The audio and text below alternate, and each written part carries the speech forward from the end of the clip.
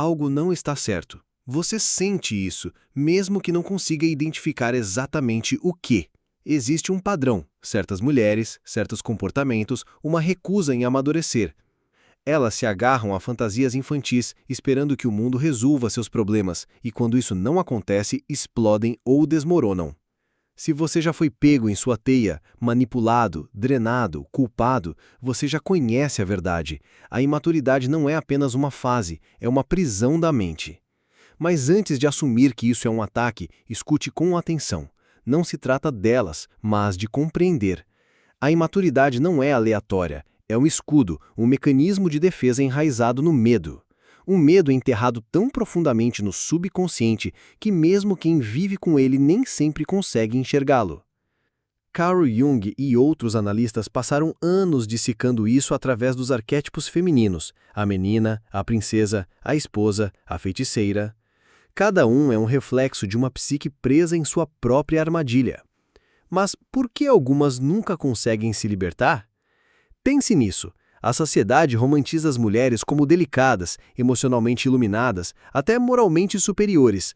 Mas a verdade é que a psique feminina, como a masculina, está cheia de sombras. A única diferença é que essas sombras frequentemente usam a máscara da doçura, inocência ou fragilidade. Quantas vezes você viu uma mulher adulta fazer birra como uma criança? Com que frequência nota que quando as coisas dão errado, a culpa é sempre de outra pessoa? O pai, o namorado, a sociedade, o destino, qualquer um menos ela?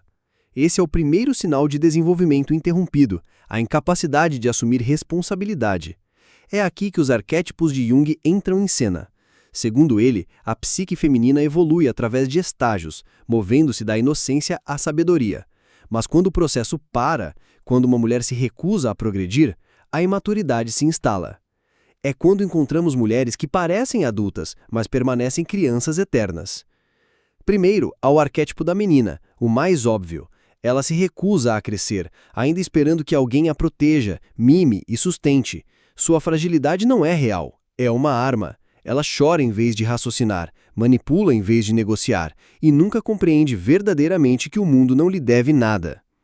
O pior é que a sociedade reforça esse comportamento. As mulheres são ensinadas que é aceitável ser delicadas, que alguém sempre virá ao resgate. Mas quando a realidade bate, elas estão completamente despreparadas para lidar com ela. Depois vem o arquétipo da princesa. Aqui, a imaturidade se transforma em direito enriquecido. Esta é a mulher que acredita merecer tudo sem esforço: amor, sucesso, felicidade, servidos em bandeja de prata. Quando a vida não atende às suas expectativas, ela não se adapta, ela enfurece. Ela se vê como o centro do universo, e se a realidade ousa discordar, ela toma isso como uma traição pessoal. Mas a mais perigosa de todas é a feiticeira. Neste estágio, a imaturidade se torna poder. A feiticeira não é mais apenas frágil ou com senso de direito, ela é astuta. Ela usa sedução, manipulação e caos para controlar outros, evitando suas próprias inseguranças. Ela não busca amor, busca dominação. Não quer conexão, quer papéis. Isso não é mais apenas um mecanismo de defesa, é uma arma calculada. Mas aqui está a parte que ninguém fala. A imaturidade feminina não é apenas uma questão individual, é sintoma de algo muito maior. Por séculos, a sociedade infantilizou as mulheres, recompensando o desamparo, o drama e a histeria. Sussurrou que a vulnerabilidade é um trunfo e que o poder da mulher reside em sua dependência. Mas isso é uma armadilha, porque no momento em que uma mulher se recusa a crescer, ela se tranca em uma vida de dependência para sempre, esperando que alguém mais a salve. Então, o que acontece com aquelas que se libertam? As que enfrentam seus medos, assumem responsabilidade e rejeitam os jogos infantis? A sociedade não as acolhe, ela as pune. Uma mulher madura, independente e autoconsciente é perturbadora. Ela é chamada de fria, difícil, não feminina, porque uma mulher que não precisa ser salva é uma mulher que não pode ser controlada. E essa é a verdade dura. A imaturidade é confortável, é fácil, é socialmente aceita, mas também é uma gaiola. E a única saída é enfrentar o medo, abandonar as ilusões e rejeitar os papéis que não servem mais. Então, aqui está a pergunta real. A imaturidade é realmente uma escolha? E quantos estão dispostos a pagar o preço de crescer? porque no final há apenas dois caminhos: permanecer dormindo e continuar jogando o jogo, ou acordar. E acordar é doloroso, mas a alternativa é muito pior. Mas não é suficiente reconhecer a imaturidade ou entender suas formas. Há algo mais profundo em jogo, algo não dito. Por que tantas mulheres permanecem presas neste loop mental? Não é só sobre educação, experiência ou cultura. Há algo mais antigo, mais primitivo: o medo. Mas não o medo do fracasso ou da solidão. Este é algo mais antigo, algo passado por gerações: o medo de perder proteção, o medo de sair do papel que garante segurança. Porque aqui está a verdade perturbadora. A imaturidade feminina foi por séculos uma estratégia de sobrevivência. Pense nisso. Por maior parte da história, as mulheres tinham pouco controle sobre seus próprios destinos. Dependiam de um pai, um esposo ou uma comunidade. Fragilidade, submissão e indecisão não eram apenas hábitos, eram técnicas. Agir sem ajuda não era fraqueza, era uma forma de garantir proteção. Interpretar o papel da menina, da princesa ou da feiticeira nem sempre era uma decisão consciente, era uma adaptação. Mas aqui está o problema: o mundo mudou, a sociedade evoluiu, mas a programação psicológica permanece. E essa é a armadilha real. O script antigo ainda está rodando, aquele que funcionava, que fazia sentido em um mundo diferente. Mas os tempos mudaram e o programa está desatualizado. Ainda assim, muitas permanecem presas na infância emocional, porque lá no fundo, crescer vem com um preço aterrorizante. Amadurecer significa abrir mão da proteção, significa admitir que ninguém vem te salvar, significa aceitar que poder vem com responsabilidade, e responsabilidade é pesada. Agora se pergunte: se a imaturidade feminina foi uma estratégia de sobrevivência, o que acontece quando ela para de funcionar? A resposta é exatamente o que estamos presenciando hoje: uma crise de identidade. Porque quando uma mulher não pode mais depender de outros, quando a manipulação falha, quando a fragilidade não lhe concede mais uma rede de segurança, o pânico se instala. Ela se sente traída por um mundo que não a trata mais como uma princesa. Nesse momento, novos mecanismos emergem: vitimização, ressentimento e raiva, todos disfarçados de empoderamento.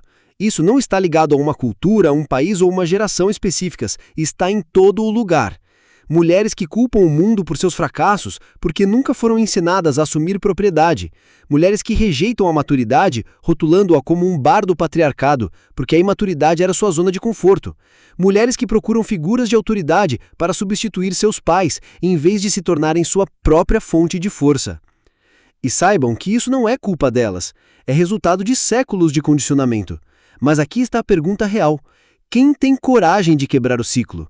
Porque quebrá-lo não é desculpa só sobre mudar comportamentos, é sobre matar uma parte de si mesmo. Significa deixar ir a menina interna que te fazia se sentir especial, a princesa que esperava ser salva, a feiticeira que manipulava sem remorso.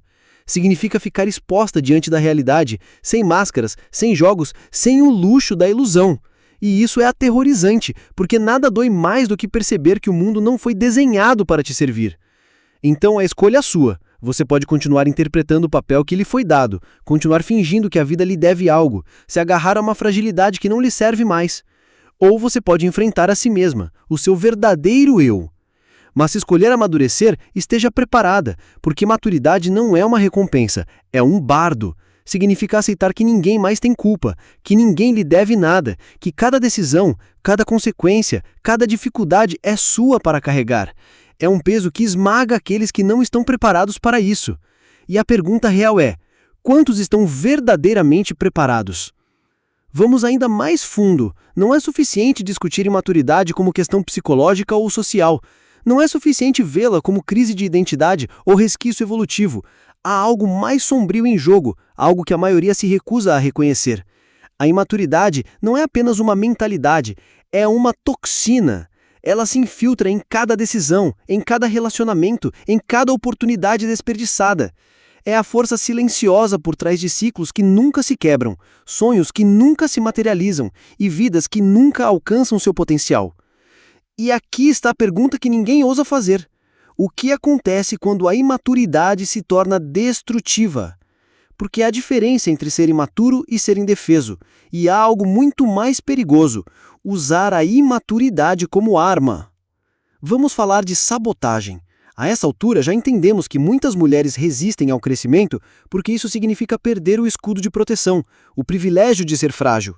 Mas há outro grupo mais insidioso, aquelas que se recusam a amadurecer porque aprenderam que a imaturidade lhes dá poder. É aqui que entra a manipulação, porque a imaturidade nem sempre parece fraqueza. Às vezes parece sedução, drama, vitimização calculada. É a mulher que chora quando não quer o que quer, aquela que faz birra quando confrontada com oposição, aquela que distorce emoções para evitar confrontar suas próprias falências. E a parte mais assustadora: funciona. Vivemos em uma sociedade programada para proteger mulheres frágeis, desculpar suas ações, justificar sua imaturidade com o simples "é assim que as mulheres são".